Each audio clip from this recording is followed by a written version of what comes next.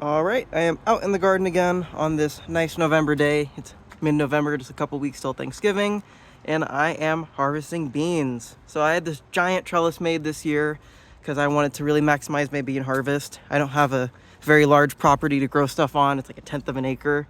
So I have been growing Scarlett runner beans, which are the only perennial beans I know of in my climate, and they're doing great. They get to the top of this about August, even though I think they could get there sooner, but I have a ton of slugs that eat all the little shoots that come up every year. So even though they're technically a perennial, I do need to still replant a lot. And this side, the slugs ate a bunch, and you can see I only have a couple of very pathetic plants that are going to die without bearing any beans. Hopefully next year I can put out hazelnut and eggshells to stop the slugs. But just wanted to do a quick update and show you guys how I harvest my beans.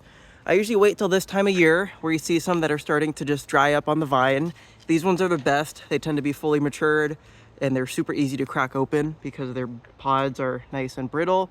And then there are other ones like this that bean's probably developed in there, but it's a little more difficult to harvest. And you can kind of see, if you get these up in the light, you can see the beans through it, and you can usually tell if they're pretty mature by then.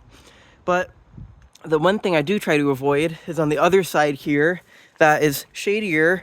I have these vines that will tendril down close to the ground. I've already picked most of these beans, but you can see there's some right here, and they're doing pretty good because we have a pretty warm and dry-ish autumn so far. But especially like this corner here, that's really shady because this lavender bush. Before, I've had beans come down and they get moldy, and you can see all these have some little spots on them, right? Because the husk will die and decompose, which doesn't harm the beans at all. But sometimes they get actually fuzzy and they get really mushy, and the beans in there are almost okay, but they're already getting half eaten by mold. So those ones you want to pick early if you can. The bean may or may not be fully mature, but with this nice trellis, you can see there's a big gap in here. So there's nice airflow that gets through. And so far, maybe it's just an early harvest for me, but I have not seen any that are like moldy and fuzzy within at least this main bulk part. So if you're trying to harvest your Scarlett runner beans, don't make them too dense.